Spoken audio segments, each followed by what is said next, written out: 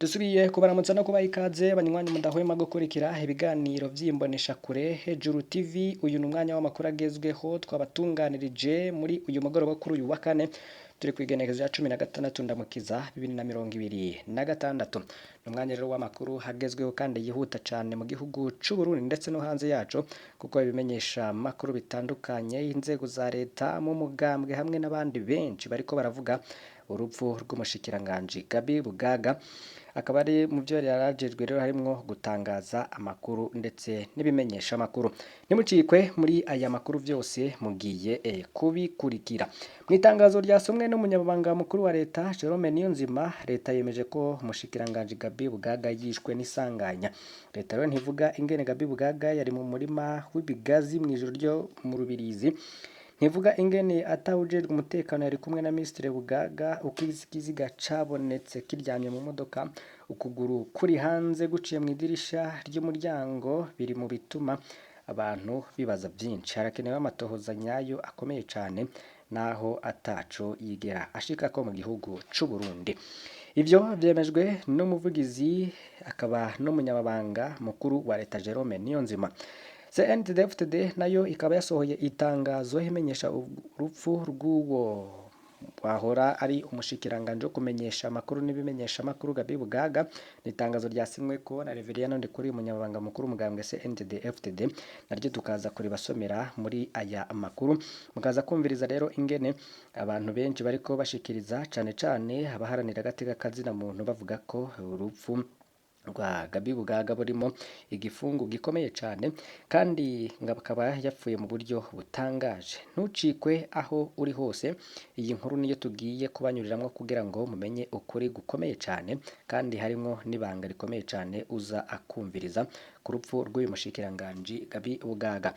Fyonda kuri subscribe canke sabone niba utari wafyonda ko, wibuke no kubisangiza bagenzi bawe kugira badacikwa n'amakuru yose dushikiriza.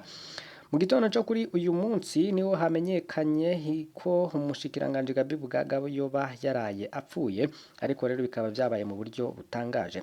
Pacifique Ninahazwe akaba yanditse ku rubuga rwe rwa Facebook agira ati, mu gitondo ka kare hari umunyagihugu yatwandikiye agira ati, hari umuntu azindutswe abonwa yapfiriye mu modoka mu bigazi bya Savonoro mu Rubirizi, bavuga ko ari Ministre Gabi Bugaga. Ese yoba ari we? Hinge nguhe plaque y'imodoka ni F625A Helix igomba kwirabura. Foto y'igipapuro yanditse ko Gabi Bugaga, sinzi ko ari ministre canke bitiranwa, ni carte ya seni, yari afise titre ya commissaire charge de la logistique et d'approvisionnement. Imodoka irahazagaze, ikabone ko ari ikintu yasetse ariko n'amakenga arimwo. Aho hantu ministre yo haba gute yambaye ikabutura? Ivyo byose nivyo bandikiye Pacifique Ninahazwe nawe aca abitangaza. Pacifique Ninahazwe yabandanye agira ati, ni isanganya canke yoba yarishwe. Gabi Bugaga no mushikiranganje rwe kumenyesha amakuru n'ibimenyesha amakuru, akaba yaragenwe muri myandagaro 2025 imbere yuko yari mu bagize umurwi w'igihugu jejwe amatora seni. Pacifique Ninahazwe akavuga ko igifungu ari cici cyane, akagira ati, umushikiranganje yageze hano gute mwijoro, ikiziga ciwe cicaye mu modoka, umuryango umuduga uruguruye, kuguru kumwe kuri hanze, none yoba yakoze isanganya yuguruye umuryango w'imodoka? Ese yoba yapfuye ariko agerageza gusohoka canke baramwishe baca baza gutereka ikiziga mu modoka? Ati turabandanya turikurikira. Pacifique Ninahazwe rero akibitangaza ku rubuga rwiwe rwa Facebook bikaba byanemejwe n'umuvugizi wa leta akaba n'umunyamabanga wa leta akaba ari Jerome Niyonzima nawe yemeje ko umushikiranganje Gabi Bugaga yoba yishwe. CNDD-FDD nayo ikaba yanditse kuri urwo rupfu rwa Gabi Bugaga bagira bati iri ni itangazo ryo guhoza. Tubabwire ko iryo tangazwa ryasinywe ko n'umunyababanga mukuru Nyeniteka Reverien Ndikuriyo. Bakaba banditse iryo tangazo bagira bati ubuserukizi bukuru bw'umugambwe CNDD-FDD bwakiranye umubabaro mwinshi inkuru y'urupfu giturumbuka ruturutse ku isanganya ry'umunyamabanga Gabi Bugaga yari asanzwe ari n'umushikiranganje ajejwe kumenyesha amakuru n'ibimenyesha amakuru muri leta y'u Burundi. Muri ibi bihe bitoroshe umugambwe CNDD-FDD urahojeje ivyimvamuti mu muryango w'amaraso w'umuhisi abo bari basangiye imirimo muri leta y'u Burundi no mu bushikiranganje yararongoye utibagiye n'abagumyabanga abakenyera rugamba n'imbonera bo mu ntara ya Bujumbura babuze umunyabanga abushitse yakoreye igihugu atiziganya. Umugambwe CNDD-FDD uzokwama mwibukira ku buhizi ubugwaneza n'ubutwari vyamye bimuranga. Imana imwakire mu bwami bwayo yongere iremeshe umuryango umukomokako. Bigiriwe Igitega ku wa 16 Ndamukiza 2026. Nyeniteka Reverien Ndikuriyo umunyabanga mukuru wa CNDD-FDD niwe yasinye kuri iri tangazo. Siwe gusa kandi ahubwo na Perezida Evariste Ndayishimiye nawe yoba yagize ico ashikiriza ku rupfu rw'umushikiranganje Gabi Bugaga akaba yagize ati ubwo ivyo yanditse akaba yinyujije ku rubuga rwa X yahoze ari Twitter akaba yagize ati turababaje cyane n'inkuru y'urupfu giturumbuka rw'umushikiranganje wo kumenyesha amakuru n'ibimenyesha amakuru umushinganaye Gabi Bugaga. Turabujije umuryango wiwe n'abarundi bose. Imana imwakire muhembera ubutwari umwete n'ubwiro byamuranze mu mirimo yose yo gukorera igihugu. Uko niko CNDD-FDD n'abayirimwo boba bashikirije ku rupfu rw'umushikiranganje wo gutumatumanako ndetse no kumenyesha amakuru. Umenyerewe cyane ku mbuga hwaniro akaba ari King Umurundi Freedom amenyerewe ko atangaza amabanga akomeye cyane nawe akaba yanditse ku rupfu rwa Gabi Bugaga ndetse ari no mu babitangaje ku nshuro ya mbere. We yagize ati urupfu rw'umushikiranganje Gabi Bugaga bikaba rero byanditse mu gatondo ko kuri uyu wa 16 akaba yagize ati mu gatondo kuno munsi wa kane kwigenekezo 16 ukwezi kwa kane 2026 ngigihe cy'isaha 2 umushikiranganje Gabi Bugaga yaramutswe ubushikiranganje bwo kumenyesha amakuru n'ibinyamakuru yatowe kiziga mu modoka yiwe neza na neza bita mu bigazi vya Kivuga kibarabara rija ibubanza ni mu ntara ya Bujumbura. Amakuru ya mbere avuga ko muri no joro ryake umushikiranganje yoba yagira isanganya muri iyo modoka yiwe ari mu rugendo yari wenyene mu modoka ikiziga ciwe cari kiryamye mu ntebe ya shoferi imbere y'ivora yari yambaye ikabutura n'umupira imodoka yiwe yari ihagaze neza. Ese none ryoba ari isanganya risanzwe? King Umurundi Freedom akabanda yagira ati biragoye cyane kwemeza ko ryoba ari isanganya risanzwe uravyo uko ikiziga cari kiryamye mu modoka uko vyemezwa n'ababibonye ubwa mbere. Amatoza yimbitse harakenewe cyane kugira hamenyekane ko atabugizi bwa nabi bwoba bwishije inyuma y'urwo rupfu. Twibutse ko Gabi Bugaga yari muri ayo mabanga kuva kwigenekezo rya 6 kwezi k'umunani 2025 ko turahurije umuryango wabuze. Imana imwakiye Gabi Bugaga. Organisation King Umurundi Freedom ikaba ariyo yanditse ibitangaza. Ariko rero akaba yabandanije agira ati urupfu rw'umushikiranganje Gabi Bugaga burateye amakenga menshi. Imodoka yiwe biboneka ihagaze neza n'abayibonye bwa mbere basanze ihagaze neza ariko mu ruhande rumwe rw'iyo modoka biboneka yononekaye isa niyagonze. Ikindi rero catangaje ababibonye bwa mbere n'uburyo kiziga ca Gabi Bugaga cari kiryanye mu iyo modoka mu mwanya wa mbere batarugurura umuryango w'imbere kuguru kumwe kwa leta hanze guciye hejuru ku muryango.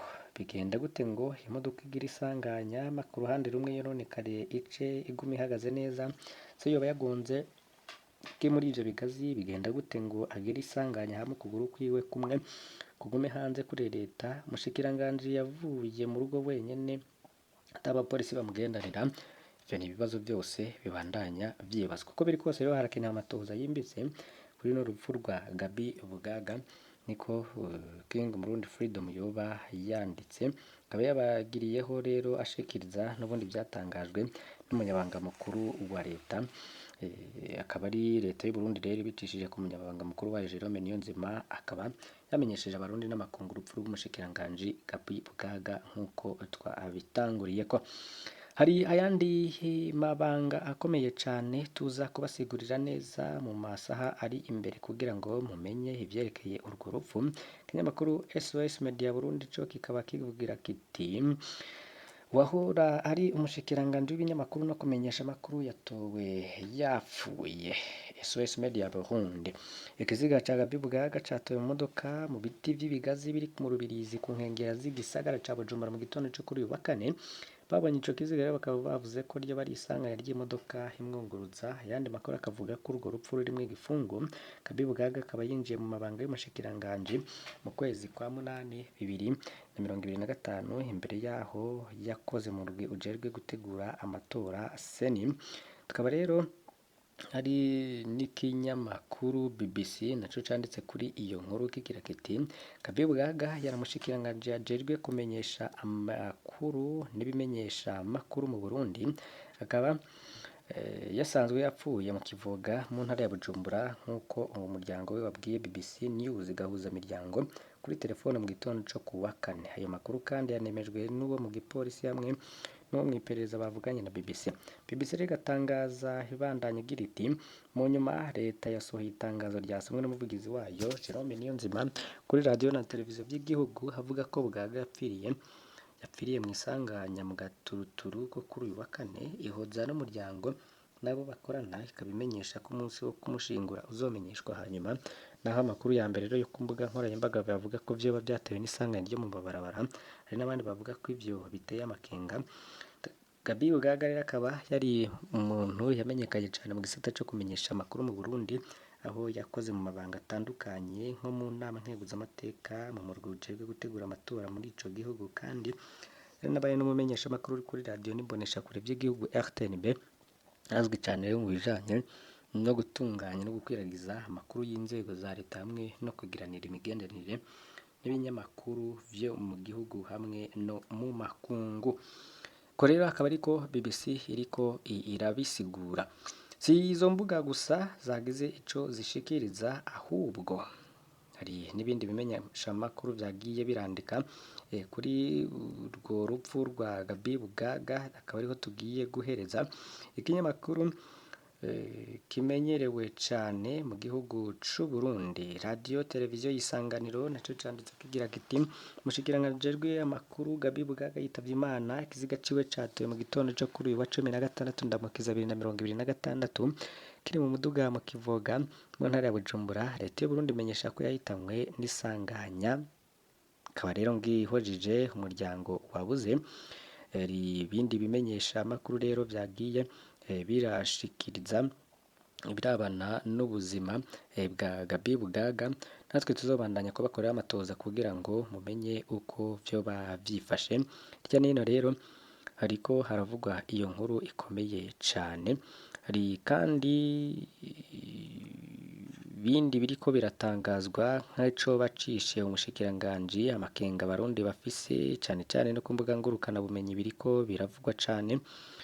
Uraza kumviriza rero uko byari byifashe mu yandi makuru canke iyindi video tuza kubakorera no kubashikiriza kuri imbonesha kure yanyu Hejuru TV. Fyonda kuri subscribe canke sabone niba utari wafyonda ko wibuke no kubisangiza bagenzi bawe kugira badacikwa n'amakuru dushikiriza. Imbere y'uko tutari twaheza aya makuru tubabwire ko ibikorwa byari bitegekanijwe mu nama nshinga amateka byasivye kubera urupfu rw'umushikiranganje Gaby Bugaga.